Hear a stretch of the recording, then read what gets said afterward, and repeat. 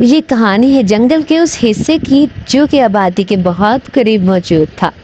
وہاں رہنے والے تمام پرندے اور جانور اکثر آبادی میں بھی چلے جایا کرتے تھے۔ جانوروں کا تو وہاں جانا کم ہی ہوا کرتا تھا، لیکن پرندے تو اڑتے اڑتے کئی بار ساری آبادی گھوم کر آتے تھے، اور جو بھی پرندہ آبادی سے ہو کر آتا وہ آ کر دوسرے پرندوں کو وہاں کی داستانیں سناتا تھا۔ جیسا کہ ایک دن گنگن چڑیا آبادی کی سیر کر کے آئی اور پھر واپس آ کر وہ تمام جانوروں کو اس سیر کے قصے سنانے لگی۔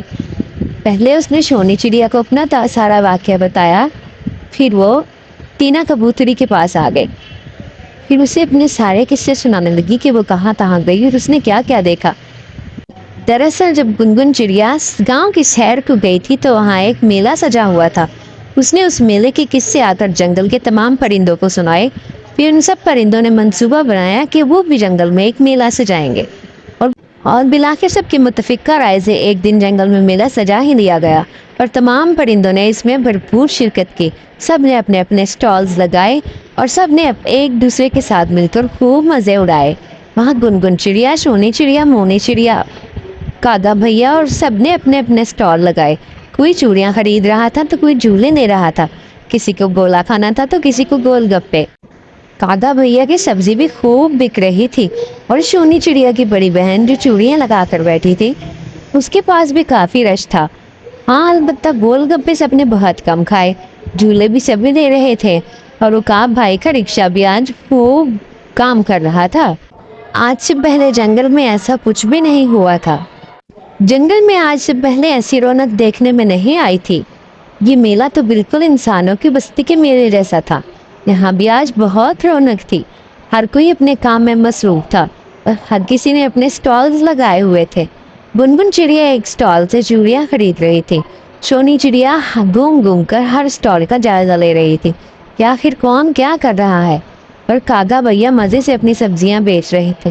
مونی چڑیا کی بڑی بہن مونی چڑیا جس نے چوڑیوں کا سٹال لگایا تھا، اس نے اپنی بہن کو گولا گنڈا اور گول گپے کھانے سے منع کیا تھا۔ وہ چاہتی تھی کہ اس کی بہن ان چیزوں سے دور ہی رہے کیونکہ وہ ابھی بہت چھوٹی تھی، لیکن پھر بھی وہ باز نہ آئی اور اس نے وہاں سے گول گپے کھا لیے، جس سے اس کی طبیعت بہت بگڑ گئی۔ پھر کاگا بھیا نے ایمبولینس کو بلایا۔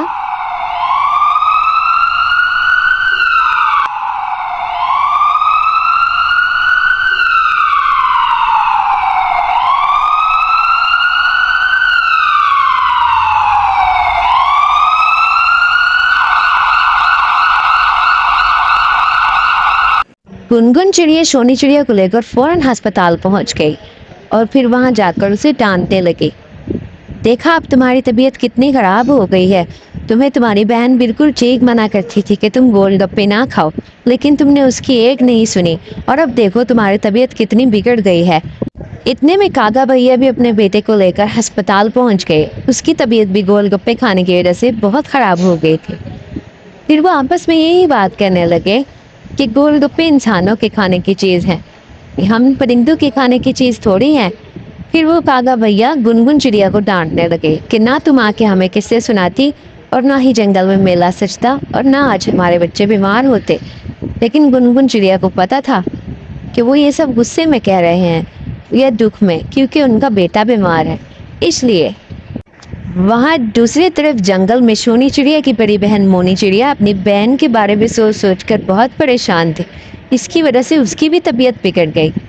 پھر گنگن چڑیا کے ابا نے چنٹو ڈاکٹر کو بلایا۔ انہوں نے آ کے مونی چڑیا کا معائنہ کیا اور اسے کچھ انجیکشنز وغیرہ دیے، جس کے بعد مونی چڑیا کی طبیعت کافی سنبھل گئی۔ پھر وہ پوچھنے لگے کہ آخر ان کی طبیعت اتنی بگڑی کیسے تھی، تو گنگن چڑیا کے ابا نے انہیں بتایا کہ اس طرح گاؤں میں ہم نے ایک میلہ سجایا تھا جس میں اس کی بہن بیمار ہو گئی، اس نے گول گپے کھا لیے تھے، جس کی وجہ سے وہ اب بھی ہسپتال میں موجود ہے۔ یہ سنتے ہی چنٹو ڈاکٹر کو بہت غصہ آیا اور وہ کہنے لگے کہ گول گپے تو انسانوں کے کھانے کی چیز ہے، ہم پرندوں کے کھانے کی چیز نہیں ہے۔ اگر ہم انسانوں والی چیزیں کھائیں گے تو ایسے ہی بیمار پڑ جائیں گے۔ آپ تو بڑے ہیں، آپ کو بچوں کو سمجھانا چاہیے تھا کہ انسانوں اور پرندوں کی چیزوں میں ہوتا ہے۔ تو پیارے بچوں، اس کہانی میں ہم نے سیکھا کہ ہر چیز یا ہر کام ہر کسی کے لیے نہیں ہوتا۔ اگر آپ کو کہانی پسند آئی ہو تو ہمارے چینل کو سبسکرائب کر دیجیے گا۔ شکریہ۔